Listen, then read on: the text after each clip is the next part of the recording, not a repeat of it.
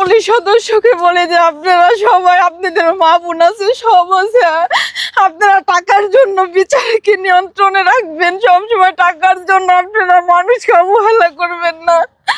আমি এসে আলমগীরের পায়ে পর্যন্ত ধরছি, ভাই আপনি এটা সুস্থ তদন্ত করেন। সে বলে তুমি কোর্টে যাও, অমুক জায়গায় যাও, তমুক জায়গায় যাও, আমাকে সে আরো সাজেশন দেয়, কিন্তু সে কোনো পদক্ষেপ নেয় না।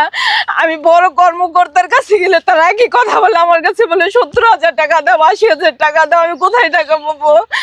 আমার কি টাকা দেওয়ার কোনো সোর্স আছে যে আমি টাকা দেবো?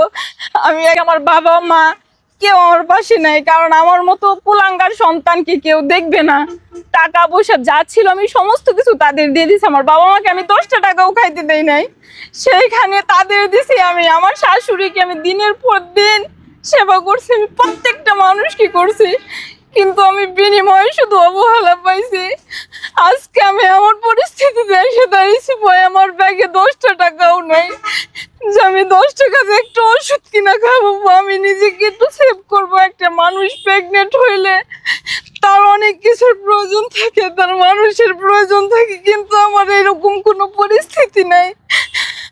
আমি চাই যে এটা সুস্থ একটা বিচার করেন আপনারা, আর তা না হলে আমি আর আমার সন্তান দুজনে মিলে আত্মহত্যা ছাড়া আমার কোনো উপায় থাকবে না।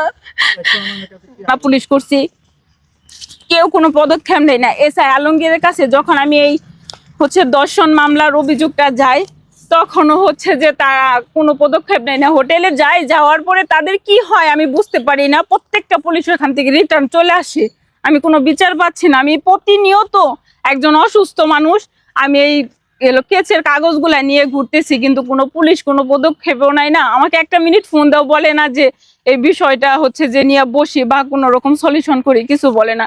না বলাতে সেদিন কিছুদিন আগে, 10-15 দিন আগেও আমি থানায় যাই। যাওয়ার পরে যে ওসি স্যারের সাথে ডাইরেক্ট আমি কথা বলি, যে ওখানে যে আরো সাংবাদিক ভাইরা আছে তাদের নিয়ে যাই। যাওয়ার পরে কথা বলতে যাই, উনি এক পর্যায়ে আমাকে অনেক অপমানই করে, কয় যে অনেক দিন হয়ে গেছে, এখন কেন আসছো, এটা সেটা অনেক কথা বলে। উনি আমাকে রাত্রের 2টার সময় আমি মাওনা থেকে এই কালিয়াকুর থানায় আসি, তাহলে কি পুলিশের প্রতি আমরা আস্থা হারিয়ে ফেলবো?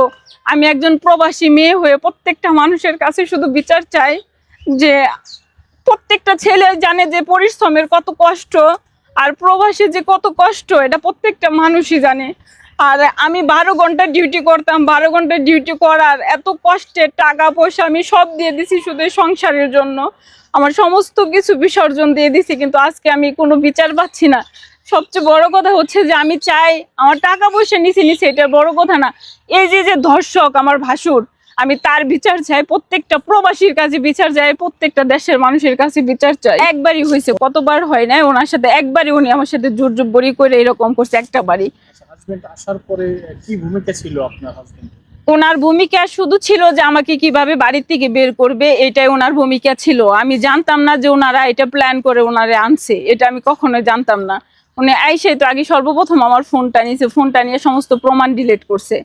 এটা যে ওনাদের ছিল, তাহলে আমি যদি জানতাম তাহলে তো আমি আগে নিজেকে সেফটি রাখতাম যে এটা এরকম করতে পারে। আমি তো আশা ছিলাম যে একটা হাজবেন্ডের কাছে একটা ওয়াইফ সবসময় নিরাপত্তা, তো উনি আইসা সুস্থ বিচার করবে বা আমাকে একটা জায়গায় সেপারেট করে রাখবে, কিন্তু আমি এরকম কোনো কিছু পাই নাই।